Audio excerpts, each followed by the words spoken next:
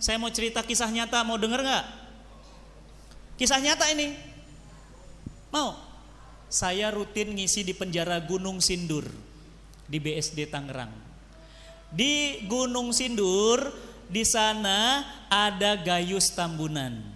Di sana ada Ustadz Allahu Yarham, semoga Allah merahmati beliau Ustadz Abu Bakar Basir.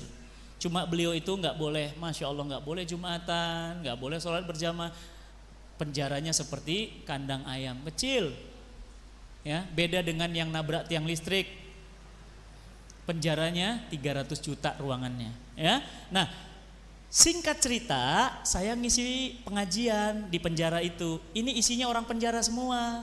Saya kan nggak kenal wajahnya.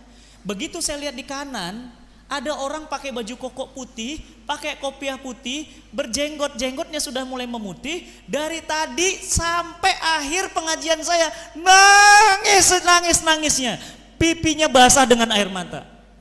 Saya tanya, ini siapa ini? Ternyata apa mas? Saya tanya sama penjaga penjara, dia Freddy Budiman. Ingat? Almarhum. Siapa Freddy Budiman? Pengedar narkoba kelas kakap, bukan kakap lagi, paus. Kenapa? Yang diedarkannya bukan 1 kilo 2 kilo tapi berton-ton. Singkat cerita, saya mau ketemu, dilarang sama polisi. Ternyata hari itu dibacakan surat eksekusi mati. Masya Allah. Saudara Freddy Budiman, kami dari Kejaksaan ingin membacakan surat eksekusi mati yang akan dilakukan 2 hari dari surat dibacakan, jam 2.30 pagi. Antum bayangin, andai boleh pilih mana lebih enak, tahu kapan mati atau nggak tahu tiba-tiba mati? Ayo pilih, tahu kapan mati atau nggak tahu tiba-tiba mati? Lebih ngeri mana? Lebih enak mana? Tahu kapan mati atau nggak tahu tiba-tiba mati?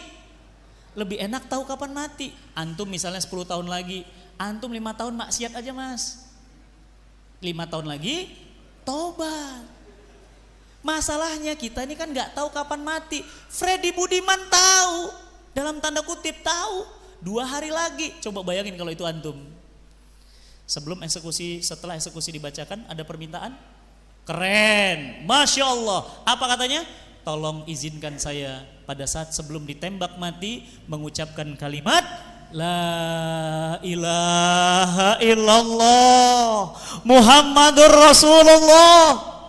Izinkan saya. Apa kata tukang tembaknya? Baik, kami izinkan. Permintaan kedua, tolong mata yang ditutup kain hitam dibuka matanya. Kenapa? Karena saya ingin melihat dosa-dosa saya terlalu banyak untuk Indonesia. Apa yang terjadi? Gak dikasih izin, tapi dimohon-mohon dikasih izin. Antum tahu, dari mulai hari ini sampai 2 hari yang akan datang, beliau khatam Quran sehari 7 kali. Antum sehari berapa kali? Gak khatam-khatam. Emang matinya kapan? Bisa jadi malam ini. Lebih ngeri gak tahu mas. Jangan-jangan sore ini. Oleh karena itu apa? Khatam Quran, kerjanya apa? Sholat, zikir, doa, istighfar, sholat. Kenapa? Udah tinggal 2 hari. Injury time. Udah di ujung waktu. Sudah hari pertama berlalu, hari kedua berlalu, masuk waktu. Tik, tik, tik, jam 2 malam. Tangan kakinya diikat,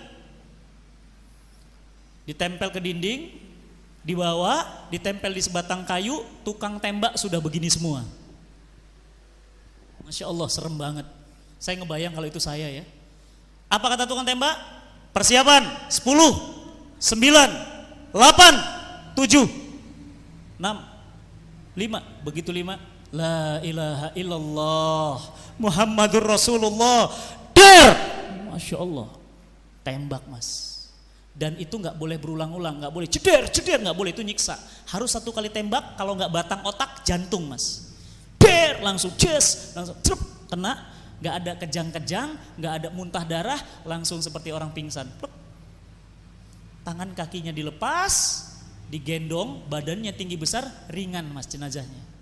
Kata sipir penjara, badannya ringan, ditaruh di kerenda jenazah, wajahnya senyum. Masya Allah. mantan pemakai narkoba, mantan bajingan, matinya mengucapkan La ilaha illallah. Sekarang ngacung, siapa di antara antum yang bisa jamin nanti meninggal dunia mengucapkan 2 kalimat syahadat, 2 kalimat thayyibah? Nggak ada yang jamin, saya aja nggak tahu. Sudah? Belum.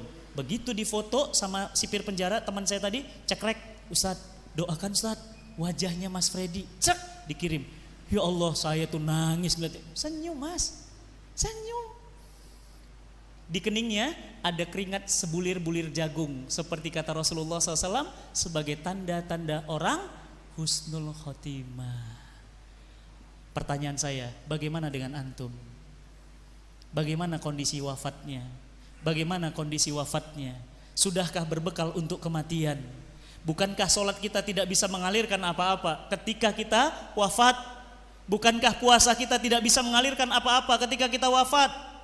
Bukankah semua tidak bisa mengalirkan apa-apa kecuali wafat? Dan yang bisa mengalirkan wafat adalah sadaqatun jariyah, wakaf. Ilmu yang bermanfaat, mengalir abadi pahalanya selamanya.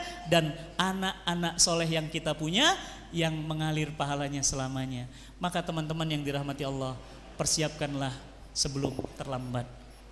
Hidup adalah pilihan, mudah-mudahan bermanfaat. Semoga Allah Subhanahu wa taala merahmati, melindungi kita semuanya.